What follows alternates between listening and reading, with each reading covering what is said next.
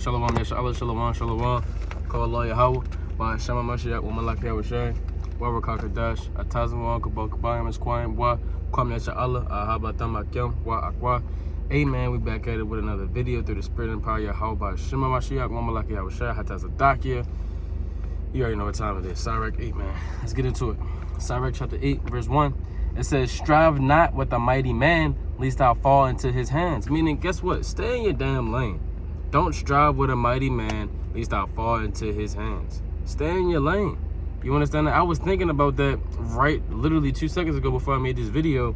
A lot of people, man, I hate that statement. Well, I'm doing the work, you XYZ, or I'm doing this and you doing that.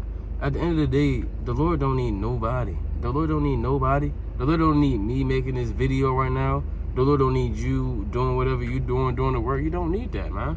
You understand that? You're just a vessel being used temporarily, right? The Lord don't need nothing from no servant, right? Because the Lord said in the book of Job, he don't put trust in his servants. Feel what I'm saying? So don't strive with a mighty man. Just stay in your lane, man, and move at your own pace, right? And let's continue on in this chapter and get that message. Verse number 2.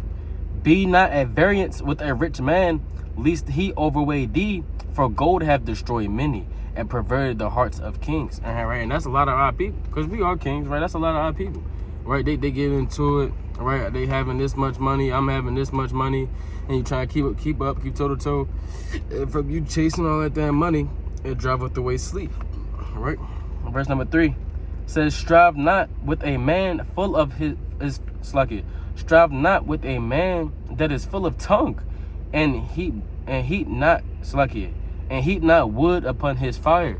Meaning, if he got that one brother, he just don't shut up. He keep talking. You know what I'm saying? Make that conversation discreet, because a lot of people don't really know how the ins and outs, just how to have a common dialogue. Some people just don't get that. You know what I'm saying? Like, you might ask me a question, I say one word, and then you go on a rant about how, yeah, you thought so. You know what I'm saying? A lot of people do that. A lot of people don't have the ins and outs to know how to do a dialogue. You understand that? It's just something they just don't got. Something they got to be taught on. You know what I'm saying? So don't strive with that man if he just running his mouth, right? Don't be, hold on, I'm trying to say this, hold on. If a man is full of tongue, man, just let it go, right? Let's read on. It says, just not with a rude man. It says, just not with a rude man, lest thine ancestors be disgraced. Reproach not a man that turneth from sin, but remember that we are all worthy of punishment. Meaning, like, it don't matter what kind of lifestyle you used to live. You understand that? I'm not going to reproach you because of the sins that you used to commit. We all did, right? Because it says, reproach not a man that turneth from sin, but remember that we all are worthy of punishment. I mean, we all go off. We all got mortal bodies. Sirach, all his wisdom, had a mortal body. Job, all his perfectness, he had a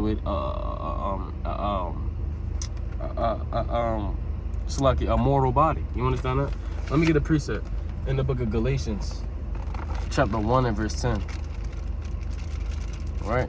It's about staying in your lane. Stay in your damn lane. Right? Galatians chapter 1 and verse 10. It says, Salakia, can't see it. It says, for do I now persuade men or God? Or do I seek to please men? For if I yet please men, I should not be the servant of Hamashiach. Right? Because if you live in your life to please men, you live in your life to just seem like you're so righteous, or to seem like whatever, you're not pleasing the Lord, man. You're not pleasing the Lord. And when people say this kind of statement, like what I just said, it takes a self-examination for you to see if it's you or not. You understand that? Because brothers hear that all the time. I don't care what nobody say. I don't do this, I don't do that. But a lot of men teach these things and say these things, but your actions show otherwise. So in order to recognize, like, if you're doing things for men or however, you really got to self-examine. You understand? So let's read on in Sirach 8. It says,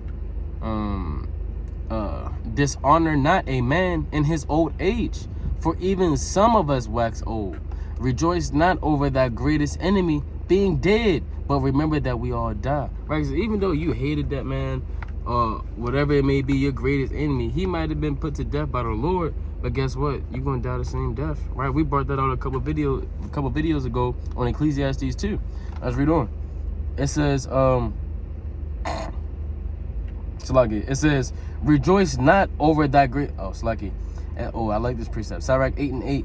Despise not the discourse of the wise, but acquaint thyself with their proverbs. For of them thou shalt learn instruction, and how to serve great men with ease, man.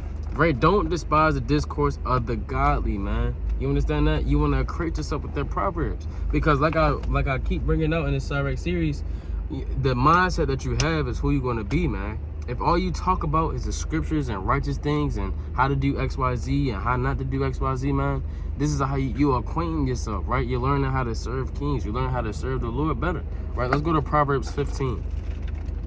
Let's go to Proverbs 15, right? Never despise the discourse of the wise, man. Proverbs chapter 15, and I want verse number 23. It says, a man hath joy by the answer of his mouth, and a word spoken in due season. How good is it? Right? You have joy by the answer of your mouth. Right? So when you get around these conversations, you want to acquaint yourself with their proverbs. You understand that? You want to righteously learn how to communicate. Right? My conversation with the brother Nehemiah might be different than the conversation with the brother Abi Iran. Regardless, you want to acquaint yourself with those proverbs. It's kind of getting the love of the congregation, like we read in the earlier Sirach video. You understand that? Get the love of the congregation and acquaint yourself with those proverbs, man. Right? Learn how to talk to people. Acquaint yourself with those proverbs. Learn how to talk to people. Learn how to communicate. Learn how to have godly conversations and apply your discernment, man. Let me get another precept.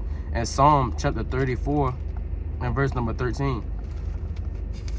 Psalm chapter 34 and verse 13. It says, keep thy tongue from evil and thy lips from speaking guile. Right? So you want to depart from having those, those corrupt lips that everybody has. Everybody falls asleep with that, you know what I'm saying? Sometimes you want to depart from these things and acquaint yourself with the proverbs of righteous men, right? Let's read on. Sirach 8. All right, let's read on the Sirach 8. It says, Sirach 8 in verse 9.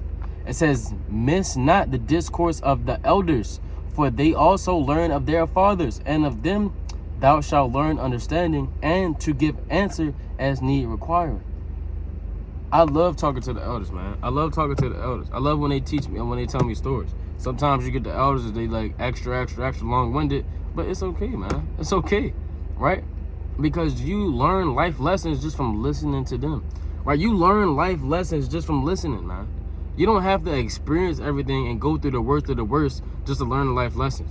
You learn a life lesson just from listening to people sometimes. If you just bow down your ear for 2 seconds and learn, you can learn. You understand that? Because then when you face with a certain scenario, it's already in the back of your mind not to do something. You learn a lot from listening, man, for real. All right, let's read on.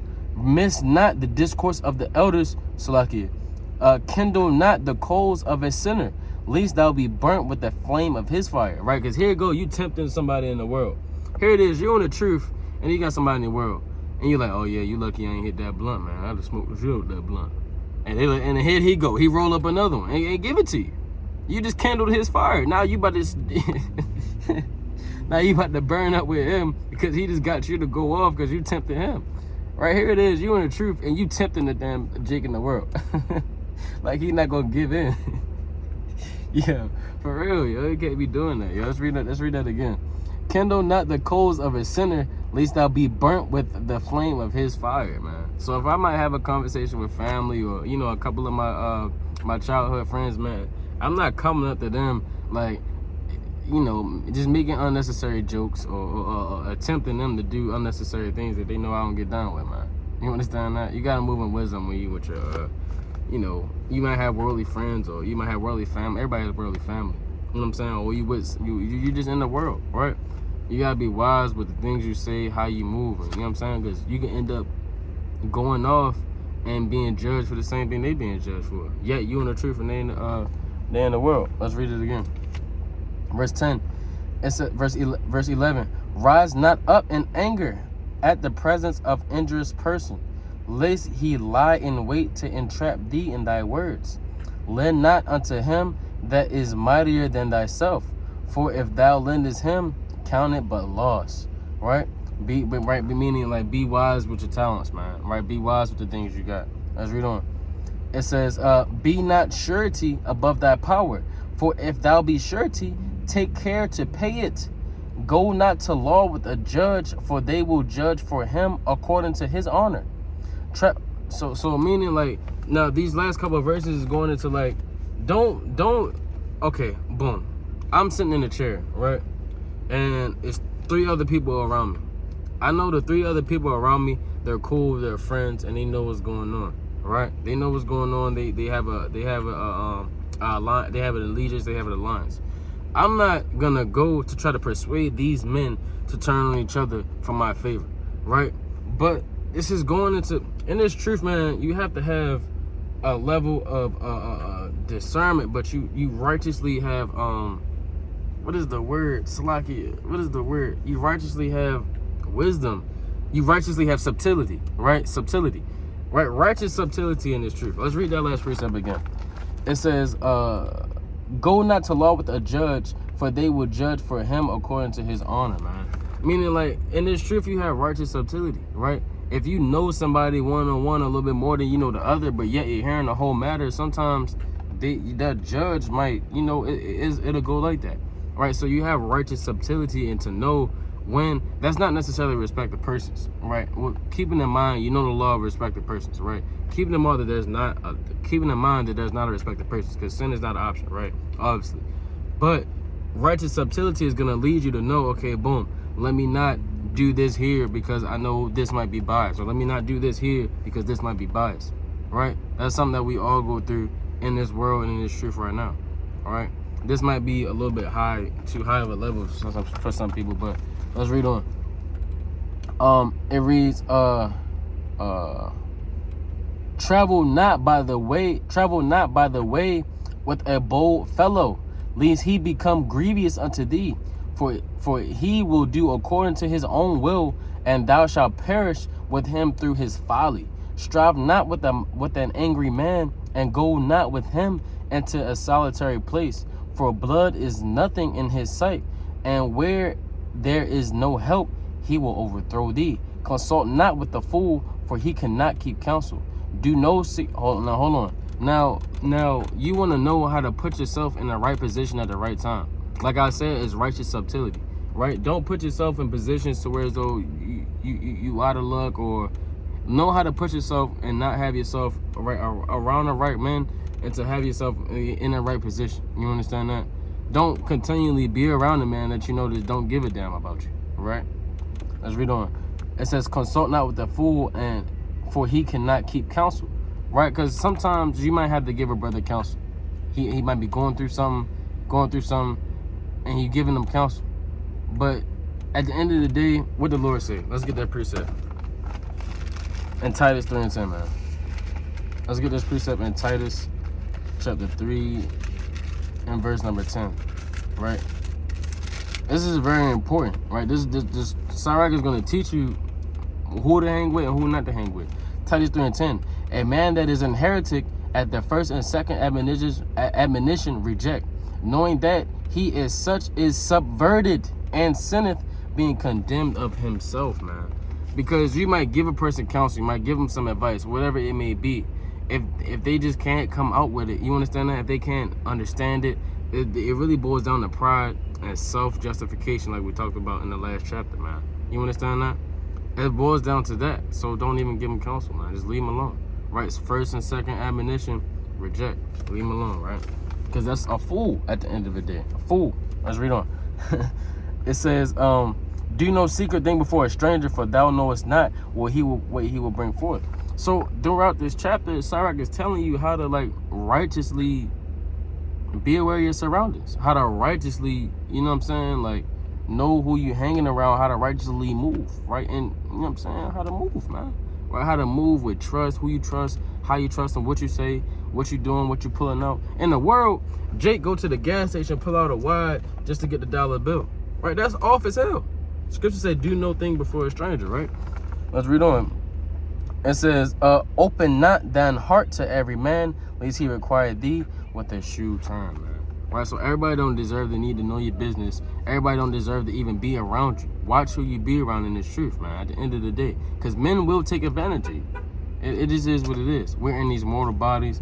Nobody's perfect at the end of the day. And with that, shalom, shalom, shalom.